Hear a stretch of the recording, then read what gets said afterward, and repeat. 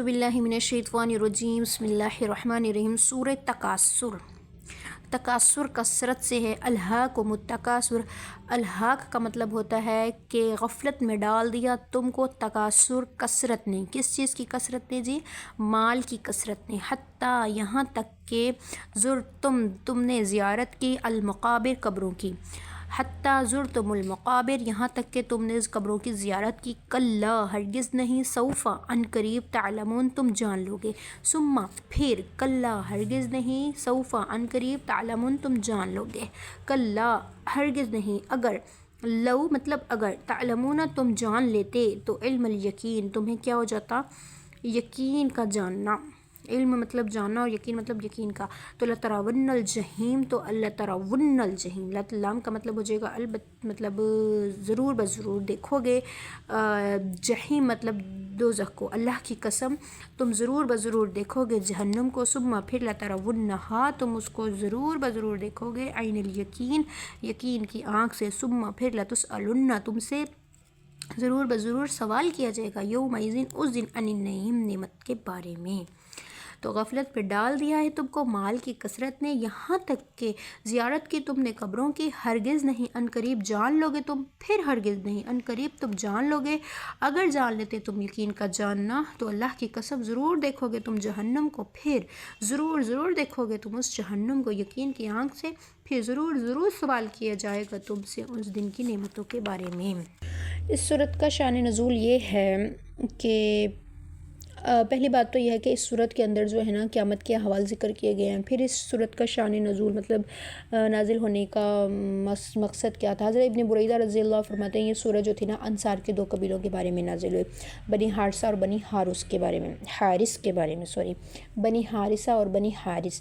تو دونوں نے اپنے مال کی کثرت اور اپنے آباء و اجداد پر ان دونوں نے فخر کیا تھا، اور زندگی جو تھی نا، زندہ لوگ جو تھے نا، وہ فخر کرنے کے بعد قبرستان چلے گئے۔ مطلب یہ کہ جو انسان دنیا کے اندر جتنی بھی زندگی گزار لے، آخر یہ کہ اس نے قبروں کی زیارت کرنی ہوتی ہے۔ مطلب یہ کہ قبرستان جانا ہوتا ہے، مرنا ہوتا ہے، دفن ہونا ہوتا ہے۔ تو وہاں جا کر انہوں نے قبروں کی طرف اشارہ کر کے کہنے لگے کہ ہمارے شخص جیسا حال، جیسا شخص تمہارے پاس ہے ذرا دکھاؤ تو صحیح۔ تو اس موقع پر یہ آیت نازل ہوئی۔ تو کہتے ہیں الہاکم التکاثر حتی زرتم المقابر۔ اگر تکاثر کا معنی فخر ہو تو مقصد یہ ہوگا تمہیں مال اور اولاد نے فخر سے، اللہ کی عبادت سے غافل بنا دیا، اور تم فخر میں اس قدر آگے بڑھ گئے کہ قبروں کو شمار کرنے کے لیے قبرستان ہی پہنچ گئے۔ اس صورت میں زرتم کا معنی شمار کرنا ہوگا۔ اگر تکاثر کا معنی کثرت مال لیا جائے تو پھر زرتم المقابر کا معنی موت ہوگا، جس طرح نبی علیہ السلام نے اس کی تفسیر فرمائی، حتیٰ یأتیکم الموت۔ مقصد یہ ہے کہ تم لوگوں کو مال اور دولت کی بہت زیادہ کثرت نے اللہ کی عبادت سے غفلت میں ڈالا، اور تمہاری یہی غفلت کی حالت رہی، اپنے انجام اور آخرت کے حساب سے تم فکر نہ کرو گے، تو یہاں تک کہ تم قبرستان میں پہنچ جاؤ گے اور موت آ جائے گی، پھر وہاں عذاب میں پکڑے جاؤ گے۔ آگے فرمایا کلا سوف تعلمون۔ تو کلا جو ہے وہ ما قبل پر زجر و توبیخ کے لیے ہے۔ زجر و توبیخ کا مطلب ہوتا ہے ڈانٹ ڈپٹ۔ تو مقصد یہ ہوگا کہ تمہارا یہ کثرت مال پر فخر کرنا اور آخرت سے غفلت ہرگز درست نہیں، ان قریب تم اس تفاخر غفلت کا انجام جان لو گے۔ پھر آیت فرمائی ثم کلا سوف تعلمون، تو اس میں بھی وعید ہے، ڈرایا گیا ہے، تاکید کے ساتھ بار بار یہ جملہ لائے گا۔ تو مفسرین نے فرمایا کہ جو پہلے کلا سوف تعلمون ہے نا، اس سے مراد ہے قبر میں یا تو موت کے وقت جان لو گے، اور دوسرا جو کلا ہے نا سوف تعلمون، اس سے مراد ہے آخرت میں روز قیامت تم انجام کی غفلت کو جان لو گے۔ تو کلا لو تعلمون علم الیقین، تو کلا سے پھر تاکید در تاکید، مطلب تاکید آ رہی ہے، پھر بار بار ایک بات۔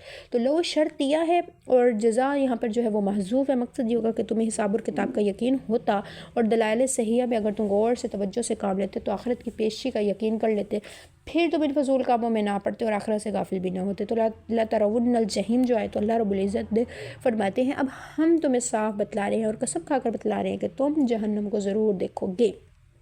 آگے فرمایا ثم لترونہا عین الیقین، پھر تاکید ہے کہ تم اس جہنم کو اپنی آنکھوں سے دیکھو گے۔ تو ثم لتسألن یومئذ عن النعیم میں مقصد ہے کہ قیامت کے روز تم سے ہر نعمت کے بارے میں سوال کیا جائے گا، اس کا شکر کیا ادا کیا تھا، مثلا تندرستی ہے، کھانا ہے، پینا ہے، لباس ہے، مکان ہے، بیوی، اولاد ہے، حکومت، عزت ہے، یہاں تک کہ ٹھنڈے پانی کی بھی جو سہولت اللہ نے ہمیں عطا کی ہوئی ہے نا، اس کے بارے میں بھی سوال کیا جائے گا۔ تو رسول اللہ صلی اللہ علیہ وسلم نے فرمایا قیامت کے دن کوئی آدمی اپنی جگہ سے نہیں ہٹ سکے گا جب تک کہ وہ 5 سوالوں کا جواب نہ دے. پہلا، عمر کن کاموں میں گزاری. نمبر 2، جوانی کہاں پہ خرچ کی. اور نمبر 3، مال کس طرح سے حاصل کیا تھا، جائز طریقے سے کہ ناجائز طریقے سے. اور نمبر 4، مال کہاں پہ خرچ کیا تھا. نمبر 5، جو علم اللہ نے تمہیں دیا اس پر کتنا عمل کیا.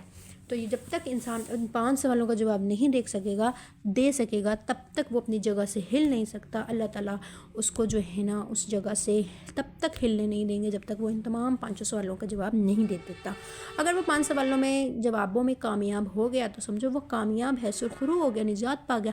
اگر وہ اڑ گیا تو سمجھو وہ اپنی ہلاکت کو پکار بیٹھا.